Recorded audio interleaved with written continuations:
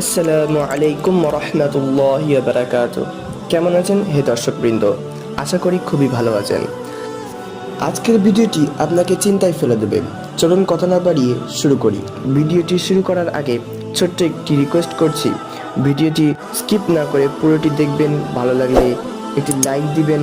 আর আমার let's learn the কোরআন, যেটি এখন নূরের দিশা চ্যানেলে নতুন হলে প্লিজ চ্যানেলটিতে সাবস্ক্রাইব করবেন এবং পাশে থাকা বেল আইকনটি ক্লিক করে অল বাটনে ক্লিক করে দিবেন, যাতে আমার চ্যানেলের নোটিফিকেশন সবার আগে আপনার কাছে পৌঁছায়।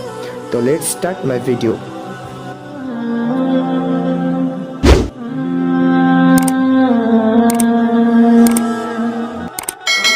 গতকাল রাতে আমি এক নিঃস্ব গরিব মানুষের পাশ দিয়ে যাচ্ছিলাম। আমি তাকে দেখলাম, সে তার পেটের উপর হাত রেখে চেপে ধরে আছে। মনে হয় যেন সে যন্ত্রণা পাচ্ছে। আমি তার অবস্থা দেখে দুঃখিত হলাম এবং তাকে জিজ্ঞাসা করলাম, তোমার কি হয়েছে? সে ক্ষুধার তাড়নায় পেটের অভিযোগ করলো। আমি আমার সাধ্যমতো তাকে কিছু দিলাম এবং তার কাছ থেকে সরে আসলাম।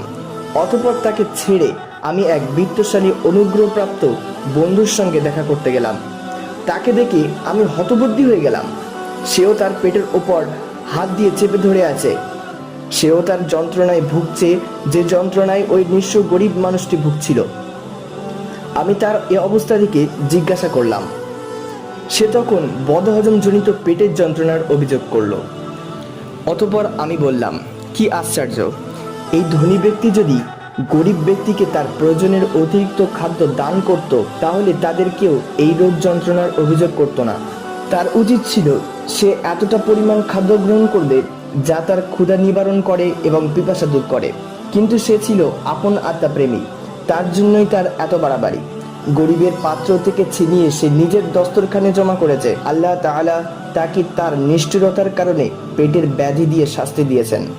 অবশেষে অত্যাচারীর জন্য তার অত্যাচারের পরিণাম সুখকর হয় না এবং তার জীবন ধারণও উৎকৃষ্ট হয় না। গল্প নয়, নূরের দিশা দেখানোর চেষ্টা করছি।